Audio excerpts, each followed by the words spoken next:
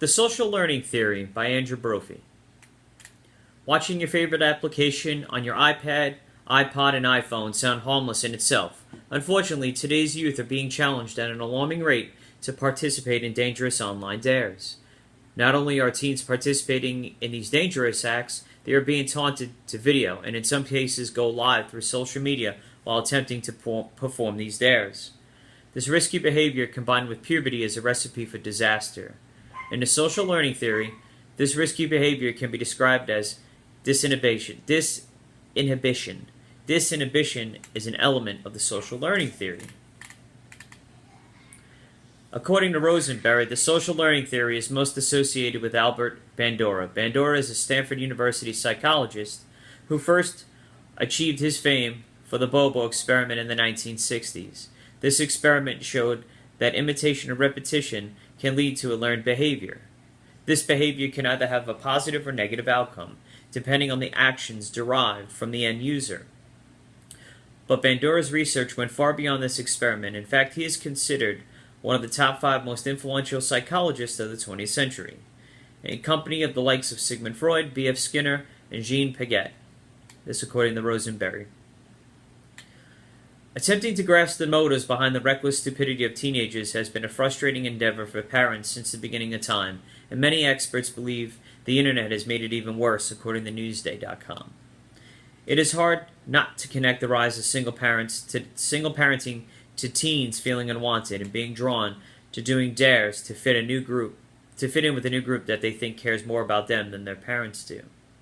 By teens watching kids their own age surviving these dares, the inhibitions of not getting hurt and attempting these dares has rose greatly. Today's teens that are attempting to complete outrageous dares at alarming rates. To some degree, all people respond to social affirmation, and they can easily find it online. Gaining recognition and attention triggers certain neurotransmitters in the brain, stimulating a pleasurable response. A study published in 2012 in the Proceedings of the National Academy of Science by the Harvard researchers found social media activates dopamine receptors in the brain.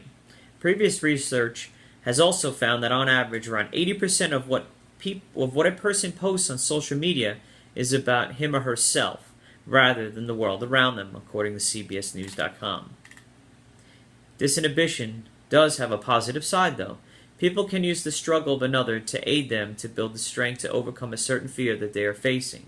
By learning how others handle a similar situation, people can apply the same or similar avenues to their current situation. I've also included a link in the written paper for Newsday.com. It's a local news paper for Long Island. Recently, I think it was this past week or the week prior, they had a young lady that was an 11-year-old out of the Bronx who attempted to do the hot water or the boiling water dare from what she saw her friends doing. That falls in line with the cinnamon spoon dare and also the kids that are lighting themselves on fire as a dare with rubbing alcohol.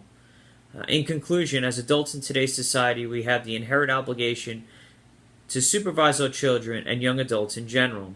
By opening up a dialogue with our youth, we can gain their trust and credibility when it comes to the dangers of today's society. This dialogue can lead a teen on a positive path versus an attempt that could lead to their injury or ultimate death. Just think, if a negative dare can get thousands of hits, how far can the positive word of a parent and adult travel?